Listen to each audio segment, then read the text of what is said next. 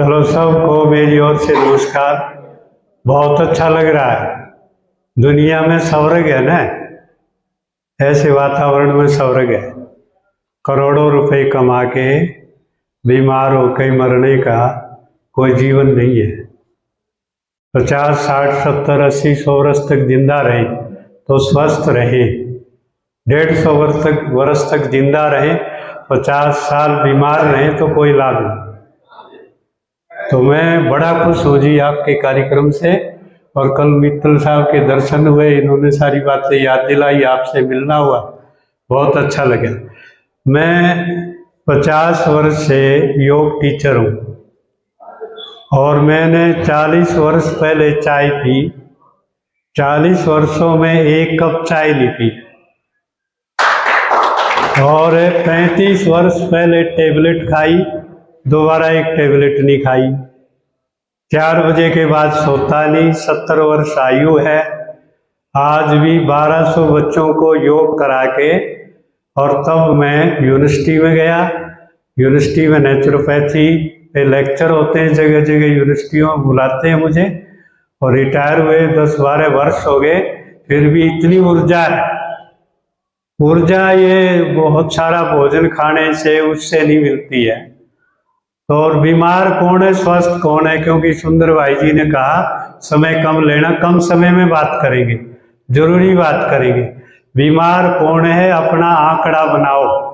गाड़ी की सर्विस की डेट लिखते हैं और फिर गाड़ी की सर्विस कराते हैं। बहुत कम व्यक्ति ऐसे मिलेंगे जो अपने शरीर की सर्विस करते हैं, नहीं करते। बीमार कौन है, स्वस्थ कौन है? जिसको एक बार में पेट साफ नहीं होता वो बीमार है। जिसको बार बार बाथरूम जाना पड़ता वो बीमार है। जिसको रात को बार बार करवटें बदलनी पड़ती हैं, ठीक से नींद नहीं आती, वो बीमार है। जिसके बदन में दर्द रहता है वो बीमार है। जिसको जी मचलाता है, उल्टियाँ आती हैं, मानसिक तनाव, टेंशन, जल्दी गुस्सा होता है, वो बीमार है। अब इसके कारण को जान लो। एक ही सूत्र कल बताया, बिल्कुल सही है। मैंने यूनिवर्सिटी से नेचुरोपैथी डॉक्टर की डिग्री की और मैं अकेला ऐसा था जो मैं सबसे ज़्यादा एज का था। रिटायर होने के बाद भी पढ़ाई की। मैंने सोचा कि नेचुरोपैथी का डॉक्टर बनना है। तो उसमें एक ही सूत्र आता है, शरीर में मल का इकट्ठा होना रोग का मूल कारण है। जब विजातीय दरों गंदगी इकट्ठी होगी तो चेतावनी आती है। फिर चेतावनी क्या है? जीव चलाएगा, सिर में दर्द होगा, बदन में दर्द होगा, खांसी होगी, नज़ला होगा, जुकाम होगा। फिर आपने करना क्या है? आपने एक ही करना है कि आपने अन्न को बिल्कुल बंद कर देना। अन्न खाएंगे। अब डॉक्टर क्या करते हैं, एलोपैथी वाले, जैसे अभी मैडम बता रहे थे, एलोपैथी वाले क्या करेंगे? खाना खाने के बाद ये टेबलेट लेनी है। और पेशेंट कहता है, मेरा सर्वे है ये, पेशेंट कहता है मुझे टेबलेट खाने की इच्छा नहीं, मैं गोली नहीं खाना चाहता। बोलो जी, वो मना करता है। और डॉक्टर वो कहते हैं नहीं नहीं, डॉक्टर ने कहा है 1 रोटी तो जरूर खाओ और फिर टेबलेट खाओ। और दोनों गलत हैं। रोग में भोजन करना गलत, रोग में टेबलेट खाना गलत। करना क्या था? शरीर को अंदर से साफ करना था। कैसे करना था? योग में हम कुंजल क्रिया कराते हैं। 4-5 गिलास या 1 जग गर्म पानी करो, उसमें नमक डालो, बैठ के पियो, आगे झुक करके उल्टी करो, वमन क्रिया करो, उपवास करो, पूरा दिन केवल पानी पियो।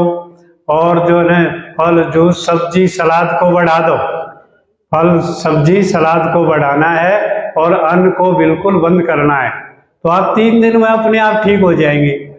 ये एक होता है तीव्र रोग। तीव्र रोग का मतलब नज़ला, जुकाम, खांसी, उल्टी, दस्त, बुखार, जुकाम। इनमें टेबलेट ले ली तो समझो आप परमानेंट रोगी हो जाएंगे। इसलिए भोजन को बदलना, जीवन दिनचर्या को बदलना और दूध को बंद करना कंपलसरी है। मैंने 50 ऐसे पेशेंट ठीक किए हैं, केवल एक ही उपाय बताया कि आप दूध मत लो और ठीक हो गए।